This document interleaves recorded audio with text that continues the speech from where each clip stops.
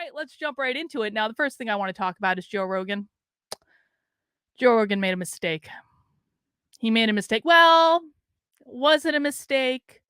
Or was it something that completely aligned with where Joe Rogan's priorities are?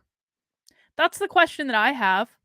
Because listen, man, not Joe, if anyone knows the rules of the woke, it is Joe Rogan.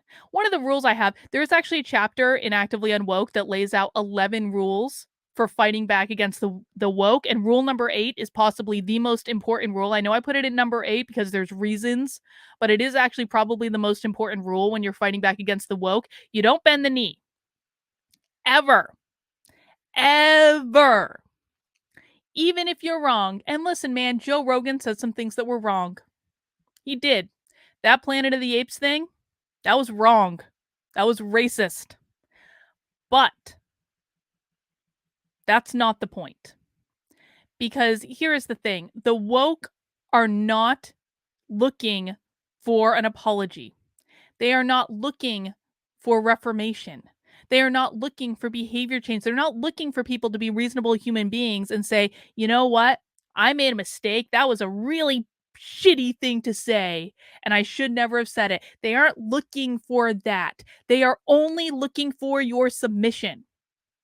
Listen, I got canceled a while back for sending a spicy tweet about my spiritual beliefs that people took the wrong way about a certain event in Germany. And I don't take that back. I don't regret it. I will concede that I could have more artfully worded the tweet. I don't regret it. But did I apologize for that? No. No.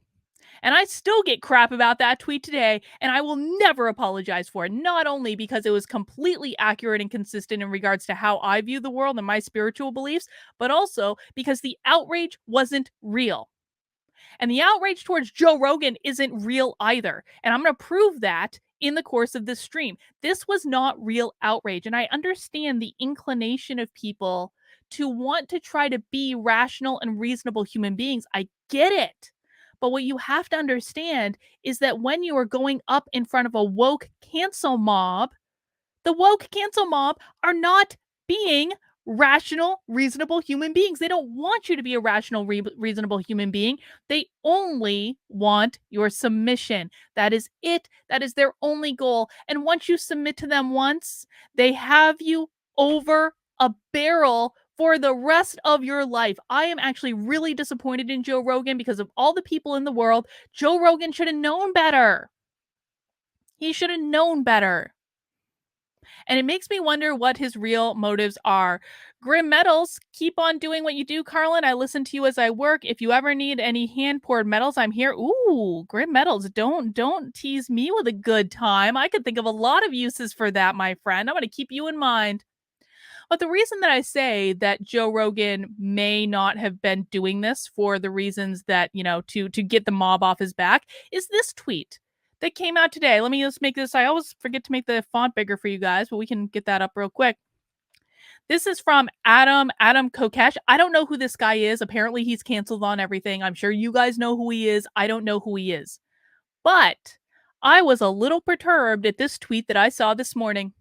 Joe Rogan finally reached out to me to apologize for censoring my episode on his show in order to get that Spotify money. He said it was because my episode contained too much misinformation. Now, it seems to me this episode of the show was probably a while ago. So why are we judging this show by today's standards is question number 1 that I have. Number 2, why is Joe Rogan removing over 100 episodes from Spotify, including 2 with Michael Malice? I'm not cool with this, man. It seems to me that Joe Rogan may have actually sold out. And you know what? That's honestly kind of what I thought happened when he moved to Spotify. I was like, Joe Rogan's been doing this for a really long time. He has earned his payday. Give the man his $100 million. I had no love. I had no problem with it, to be honest. Like, dude's been doing this for a really long time. It makes sense that he would maybe want to kick back, kick up his feet, get that money. I totally get it. But I think there's also something to be said for the fact that Joe Rogan has put himself in this position and he has a responsibility to see it through. Listen, man, I don't like being a public person. Those who watch me regularly know this. Those in my locals community really know this. I do not like being a public person. I'm a public person because I know that it allows me to help people in a way that I wouldn't be able to otherwise. And I know that a lot of people find inspiration from my story. And I know that I have the ability to have a voice and a platform that can help and serve the greater good. Just because it's not your favorite thing to do doesn't mean you don't suck it up and do it when it's necessary to do. And right now, we need Joe Rogan more than ever to stand up for free speech in this country. And I'm sorry if that's not what he signed up for. He's just doing a podcast where he's just talking to people and speaking his mind. And I totally, totally get it. But there are points when we find ourselves at moments of history when we need to step up and do what is needed rather than just what we find the most convenient. And if the path that Joe Rogan is going down is that he's just going to sell out and do whatever Spotify wants him to do in order to take that money, I don't think that's good. I don't think that bodes well for us. Who takes Joe Rogan's place is my question. Who steps up into that role? Joe Rogan has fuck you money. Who else has that? And the people that watch Joe Rogan and his real fans know that all of this is bullshit. So he has all the reason in the world. Like I wonder what is going to happen to Joe Rogan's audience now that he's bent the knee. I wonder if it's going to have the same impact anymore. I don't know. Maybe that's what he was looking for. But I wanted to bring up this thread because this thread honestly is absolute proof of what is actually going on. Like hat tip to Wokel Distance, man. Wokel is a great follow on Twitter. If you haven't followed him, he is amazing. I love his threads. I love his thoughts.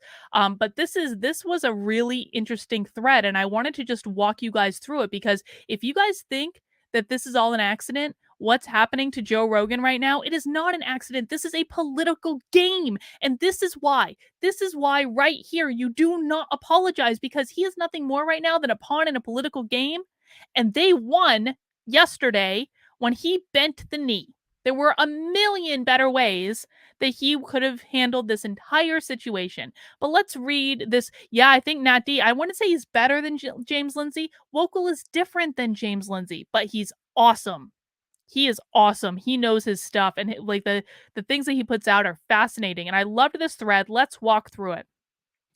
So Andrew right here asks, "Who do y'all think is behind this attack on Joe Rogan?" Wokel Distance says, "Since you asked, and I loved your work, I'll tell you.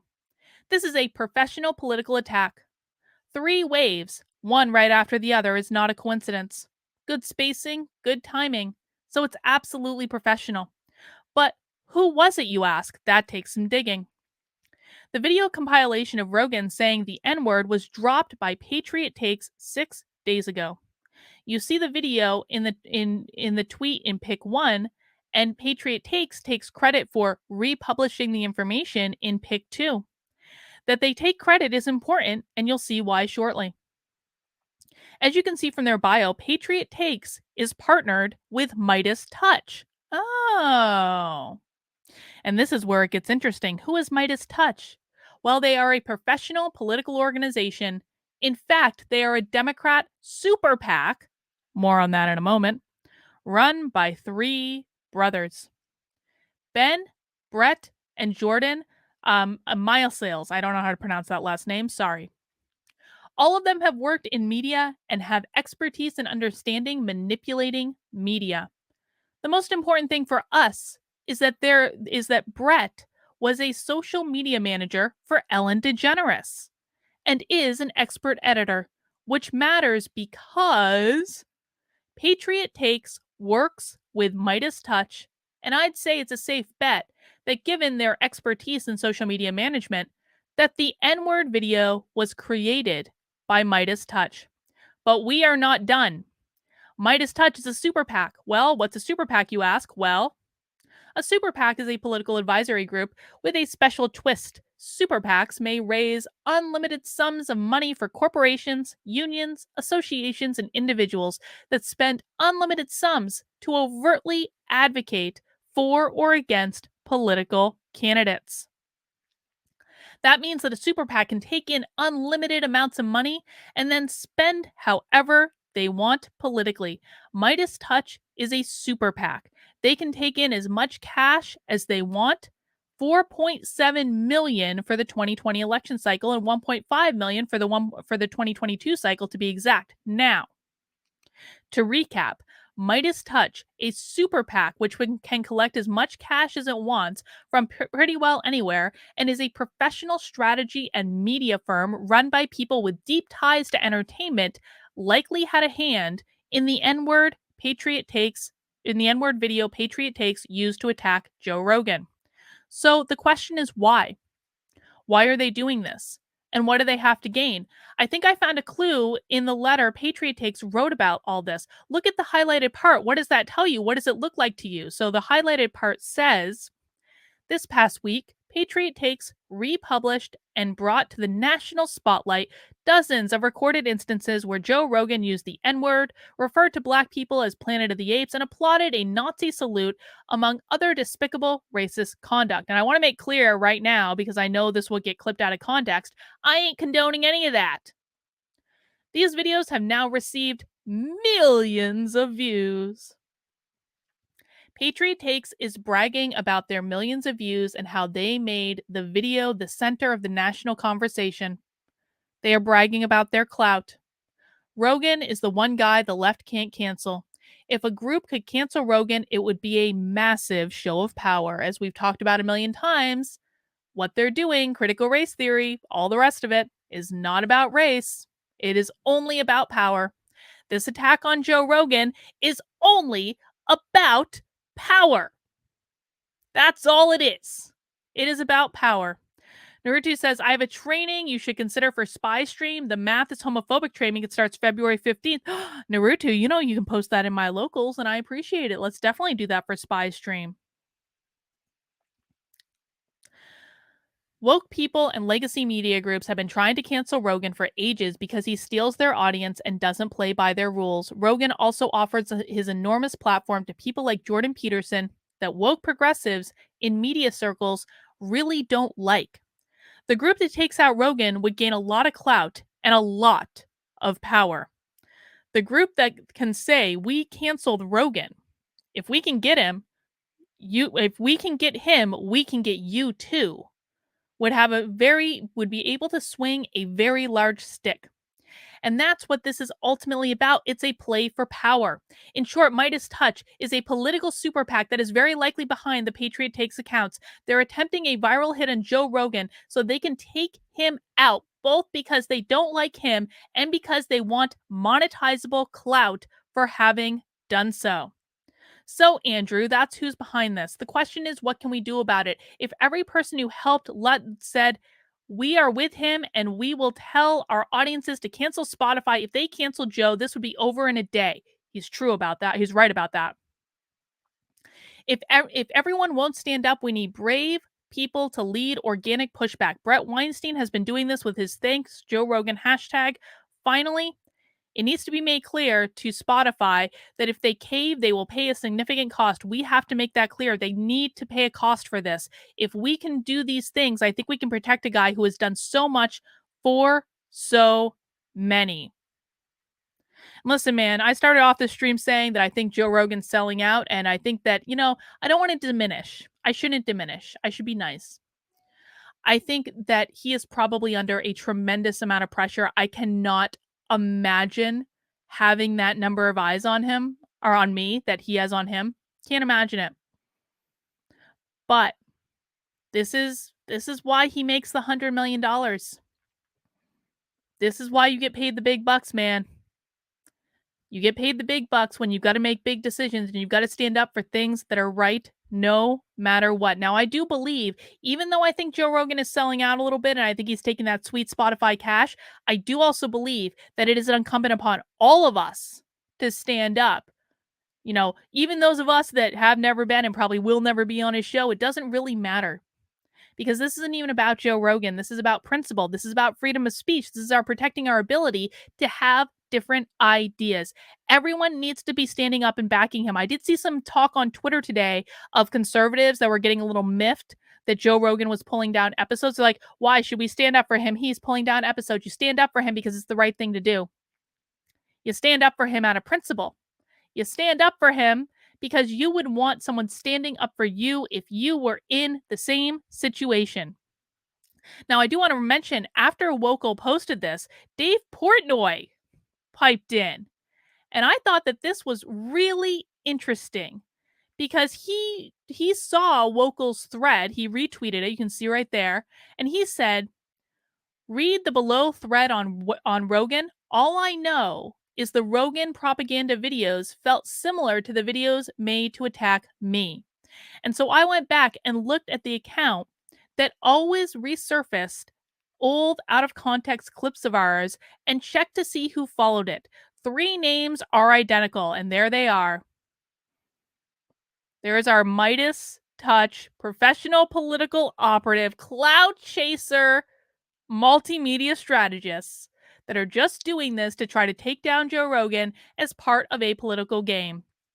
And then this one, again, Midas Touch actually retweeted this. These guys have got some balls, man. Midas Touch actually retweeted Dave Portnoy and said Portnoy is apparently upset that the criticism about Rogan's racist statements, misogyny, and COVID disinformation isn't about him. But you know what's interesting about that retweet?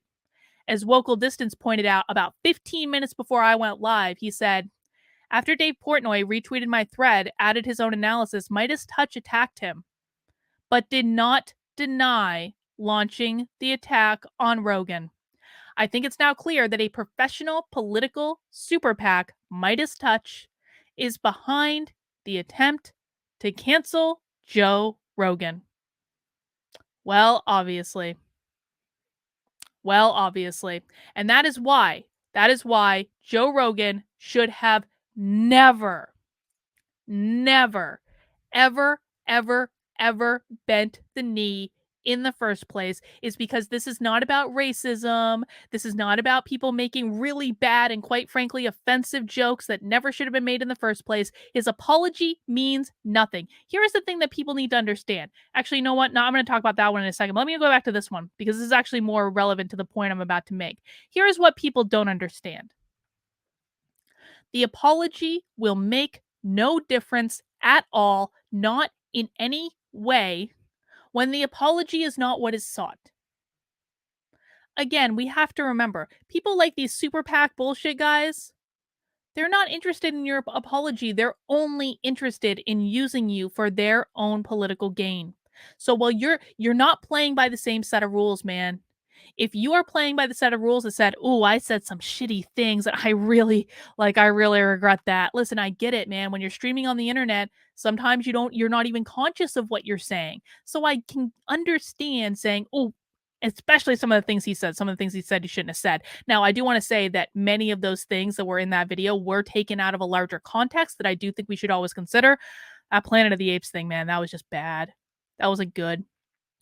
So I think that when someone is in a sincere act of self-reflection and they're going, "Oh, those were some mistakes and I should apologize for them," that is a completely different conversation than what these Midas Touch assholes are doing. And because you're trying to apologize and kind of clear your name or even your conscience for having said these things in the first place, that is not what they want from you. They only want your capitulation. They only want you to bend over.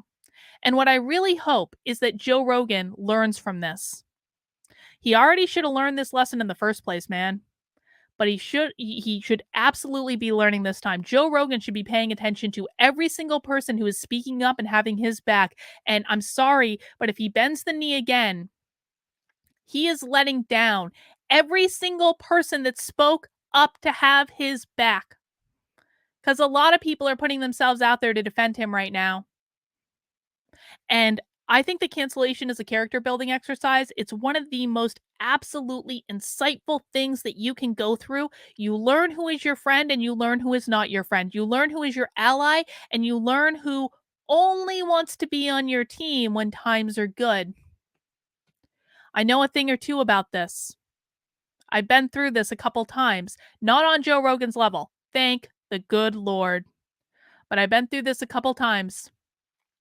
And every single time, the people that have my back, they are the ones that I know will be there through the good times and the bad times. They're the ones that I know are reasonable. They're the ones that I know are true and are actually interested in a reasonable conversation and frankly care about me as a human being. Here's the final thing I'm going to say about this before we move on. If someone doesn't accept a heartfelt apology when you offer it for making a mistake, they give two shits about you. I really want you guys to hear that. If you apologize to someone and you're coming at it sincerely and you are making a legitimate contrition and someone doesn't accept it, then they give two shits about you. Now, I'm not saying that you need to, forget things that were said or forget things that were done. But there are people who are acting in good faith, and then there are people who are not acting in good faith. And most of the time, when it comes to apologies like this bullshit, the people that you're apologizing to are not going to accept it because they don't like you as a person. They've never liked you as a person. Nothing you can ever say to them will be good enough. So just don't apologize in the flipping first place. But for the people who do accept it, for the people who do have your back, the people who do come out and say, dude, you're not racist. I'm not talking about The Rock. The Rock threw Joe Rogan under the flipping bus. The Rock right now is getting canceled for past transphobic and frankly, like really bad stuff that he said too. The Rock deserves every bit of it. You want to know why? Because when push came to shove, The Rock threw Joe Rogan under the bus. And then people dug up his old tweets too, because that's how it happens. That's karma in action right there.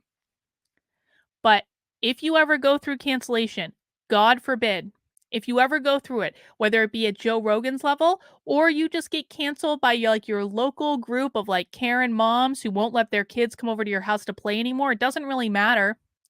It doesn't matter the scale. Never ever forget the people who had your back. Never ever ever throw them under the bus because those are the people that are true. Those are the people that can be counted on. And those are the people that you should be putting your energy into, not all the bullshit Karens who are just complaining on the internet and looking for that outrage fix. Naruto says, do people ever accept apologies from politicians? I don't know the answer to that. I don't know the answer to that, but I think that that is a really great question. I think that I wouldn't put out of I mean do well, here's a better question. Do politicians ever offer apologies? It actually really aggravates me. I'm just going to be human for a second. It actually really aggravates me that we live in a world where people aren't allowed to make mistakes. Where an apology is seen as a form of weakness. Where an apology is seen as an own. The fact that I even need to say, don't apologize for saying racist shit because they're just going to use that as power, that really aggravates me. That's not the type of world I want to live in. And so I guess maybe to end this segment, I guess I would ask that, try to have some grace. People make mistakes. We're human beings. And when every single mistake is met with absolute cancellation and there is no way out of it, is that the type of world we want to live in? It's not the type of world I want to live in, man. I want to live in a world where you're allowed to have conversation, where you're allowed to throw stuff at the wall, where you're allowed to brainstorm, where you're allowed to spitball, where you're allowed to ponder and wonder and think out loud. And when you do all of those things, you're going to say things that offend someone. I guarantee you. I want to live in a world where we can have discussions about spirituality and different ways to view the most horrific tragedies that ever happened in the world. I want to live in that world where we can have those discussions and look at these things from multiple different angles without ending up in fucking Newsweek. I refuse to give into this. I refuse. It's not the type of world I want to live in, so why would I capitulate to this nonsense?